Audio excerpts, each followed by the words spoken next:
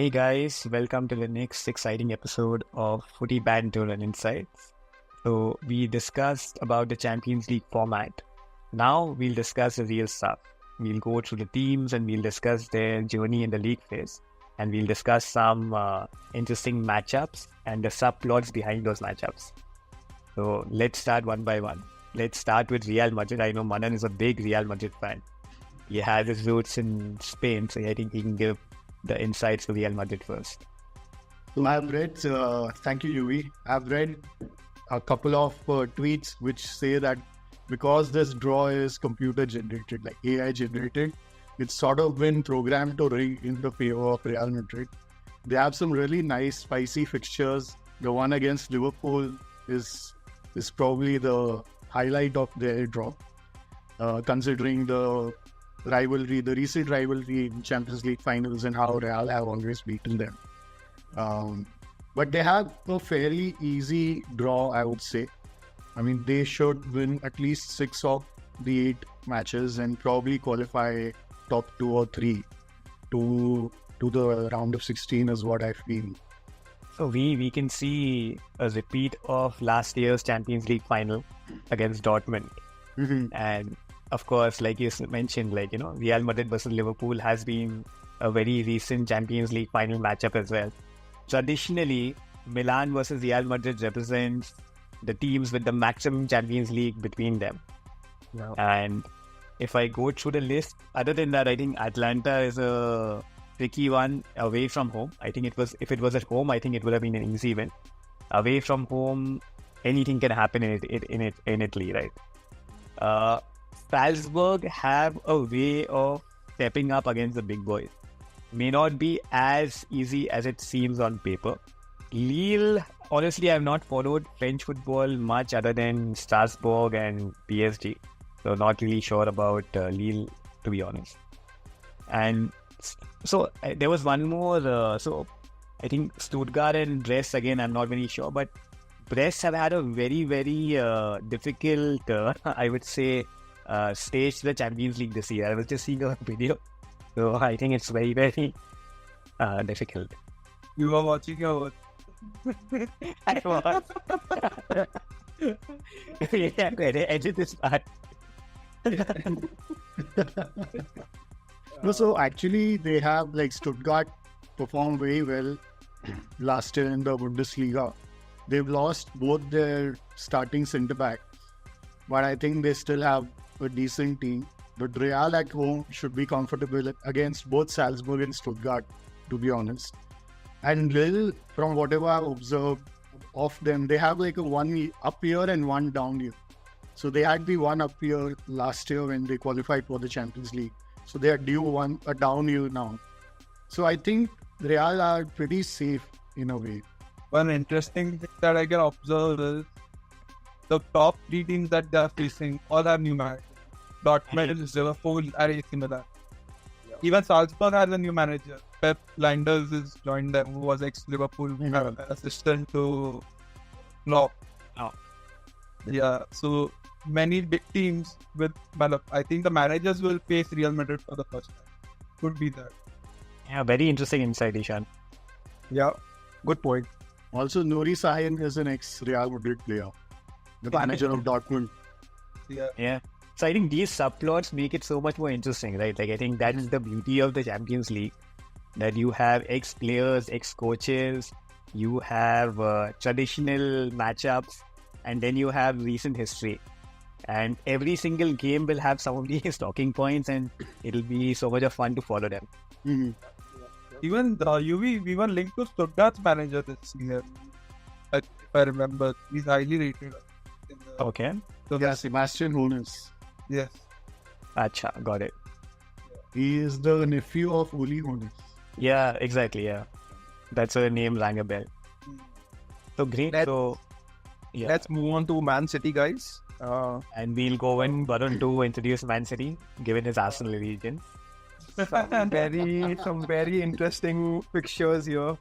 Inter Milan, Juve, playing 2 Italian teams. I think both of them will be interesting games. And of course, Man City, PSG will be a mouth-watering tie as well. Overall, having actually seen some other draws of some other teams, I feel actually Man City has a slightly easier one. But it's so difficult for them. Why do you say so?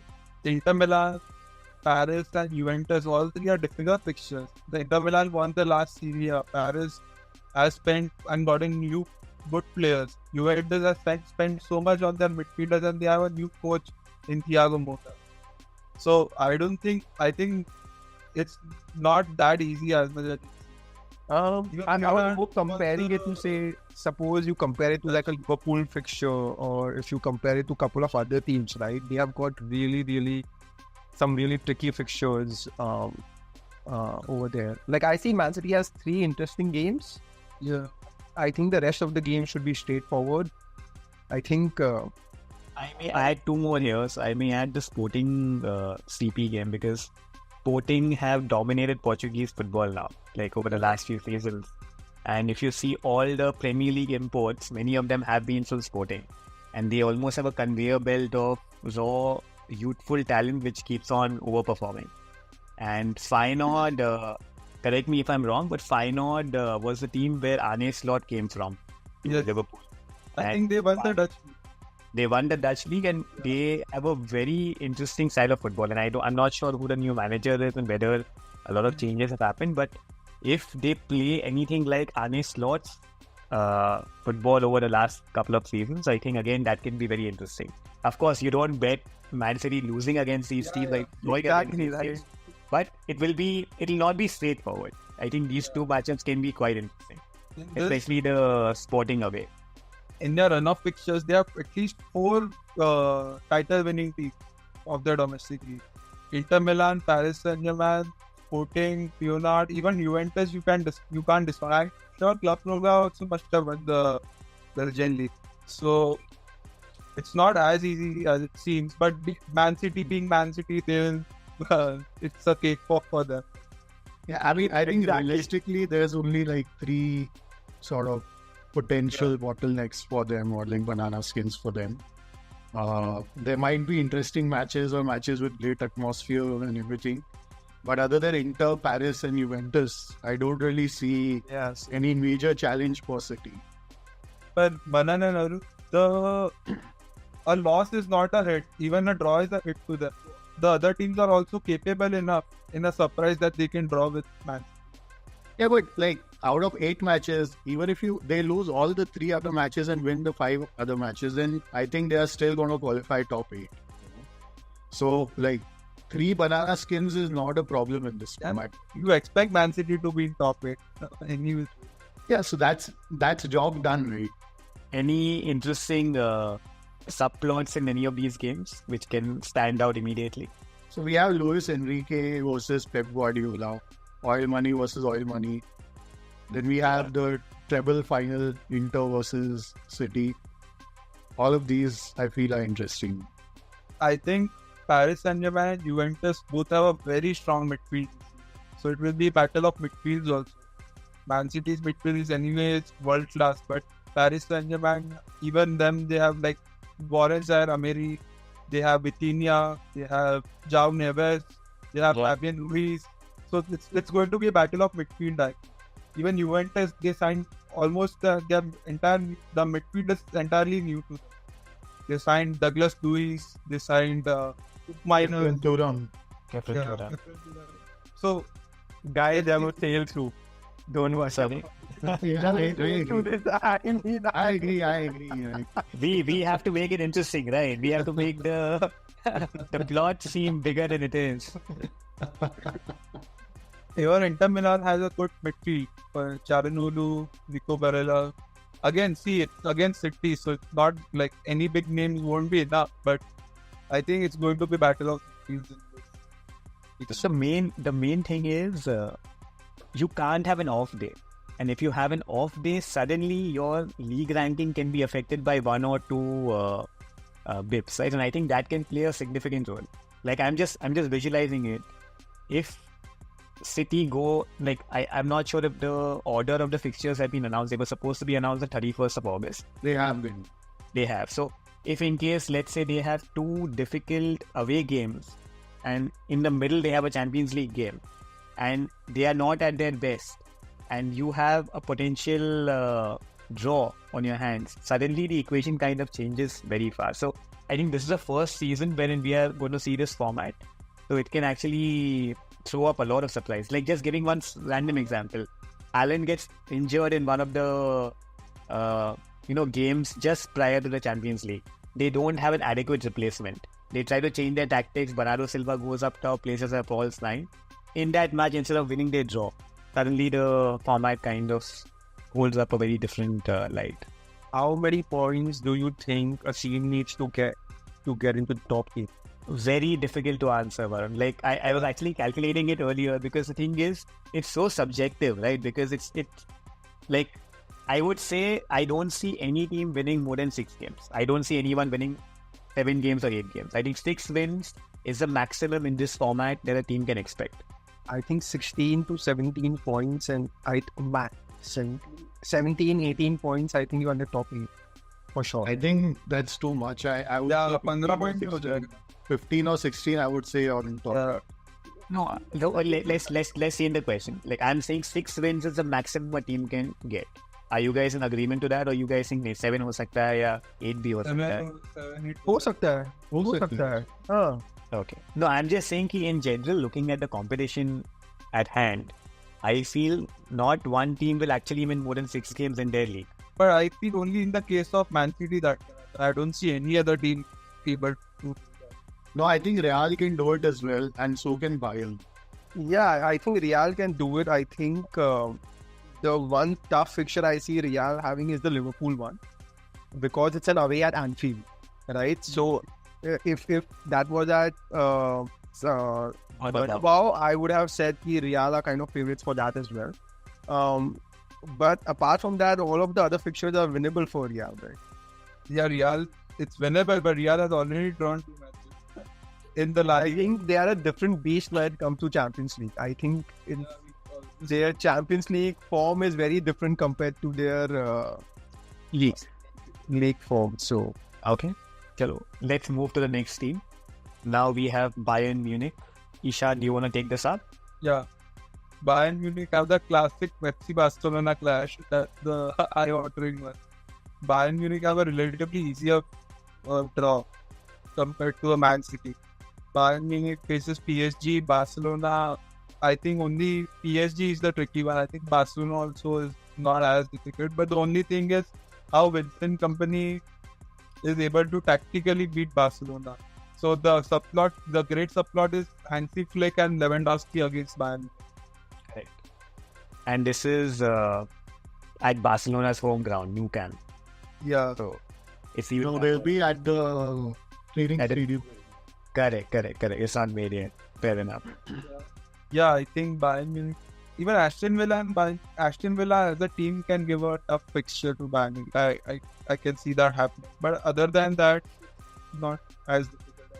pretty straightforward for Bayern as well. Yes, exactly. Like easy set of. But I just wanted to add a tidbit here, because we were talking about Barcelona Stadium.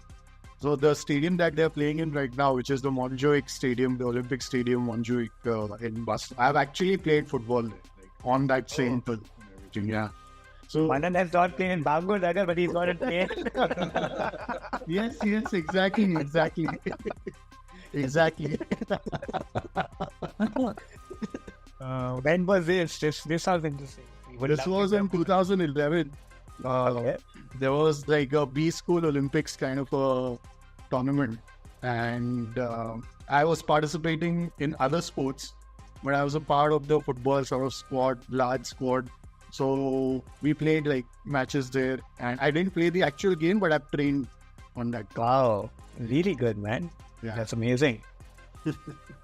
At that time, no one really thought Barcelona was going to play there. This was If they Olympic only knew Manan was going to play there, they might have known this. So yeah, I think Bayern just has to contend with Barcelona away and Paris at home. And I think if we look at some of the other fixtures, I have not been following Shakhtar a lot, so I'm not sure how that experience will be. But again, Where are they playing their home games now? Is it still in Europe? Somewhere in Germany this year. Somewhere in Germany. Okay. Somewhere in Germany. But PSG versus Bayern is a very good match. I think it's really. I think it will be a better match than Barcelona and Bayern. PSG are a very good team, especially Luis Enrique is too good. So with that, I think you can also introduce PSG's games, huh? Yeah, PSG has a very difficult line of fixtures. I can see that. Yeah. Bayern, Atletico, and Arsenal. I think this is toughest so far we have seen in these 4 teams. I think of the top teams, PSG has the most difficult list of fixtures. Correct. Yeah, because if we look at the pot 1 and pot 2 teams, right? Like Arsenal in pot 2 and Atletico in pot 2 is like a crazy fixture for them, right? Mm-hmm. Even if you look at the pot 3 and pot 4 options, Girona has sold 2 of their best players, but it's still going to be competing in the Champions League for the first time, and I don't think it's really that easy.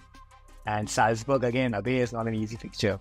So I think Paris has got PSG has got a Finish outside top 8, no? seems like it. Should right? Yeah. If they don't, so Ishan, you think they'll finish top 8? Yeah. Really? They'll finish top 8. Yeah. Yeah, I don't think PSG. I don't think so. If we say we require top 15 points, or like I think 15 is a little too less for top 8 actually. if you see 16, 17 points, 4 matches are very easy for them. So the problem with PSG, they can't falter against the smaller teams. They can't drop points. Yeah. The other 4 teams are really easy for them. So if I say at least out of 12 possible points, they can manage 10. Then they only have to beat only 2 teams out of the top 4, which I think is possible. Atletico, they can beat Arsenal again. I think they can do that. Arsenal away will be a very difficult picture, Ishan. At least that's what I feel. Like PSG coming into. You have watched PSG's highlights and everything. PSG is playing very well, especially Bradley Barcola. He's the man in form. He's tearing up the league. He's too good. Even what I young feel Neville. about PSG is that this is the first season without Mbappe. They are finally sort of trying to play as a team. Until now, it was just like let Mbappe do his thing. So just this transition might affect them. Also, the fact that Gonzalo Ramos was injured for a long time. I think he's out for 4 or 5 months. And they don't really have a proper centre forward. They have Kolomwani, who can do a good job at centre forward, but he's not like a poacher kind of a centre forward. So that might... But having a Bika domestic really helps. Of course, 100%. 100%. So Paris Saint-Germain, I think their focus will only be Champions League, because with the kind of like the big roster that they have, they can manage their own league very well. Mm-hmm. Compared to an Arsenal, which always will face good teams week in, week out. The workload management wise, I think PSG have an edge over all the Premier League teams. Absolutely. That's a very good point, Ishan. But just adding a different view on that, because PSG don't have the most competitive league. They're used to winning games in the French division, right? Whereas if you look at, I'll give you an example. If let's say I was a Salzburg or a Stuttgart, I know PSG have to win that game. I would set up a very good low block. I would organize my defense in such a way that they have to attack. And I will wait for the opportunity to kind of get one goal and then park the bus. And if they get frustrated, it gives me an option to win the game as well. So over, let's say, 8 games, I think them beating 4 bad teams or average teams or mediocre teams won't be as easy if they are well organized. Like we've also seen in the Premier League, some very, very good teams, they can't beat low block teams that easily. And with the quality of managers which will be there in the Champions League, I'm sure they would do their homework and they would identify which players to target in which manner. So I think it'll like getting wins in the Champions League, even against the mediocre teams, may not be as easy. But to counter that, in their domestic competition, they would be facing similar issues, right? Like any normal team in the League One in France would be aiming to at least draw the match, if not win against PSG. So they would already be facing some low block teams anyway.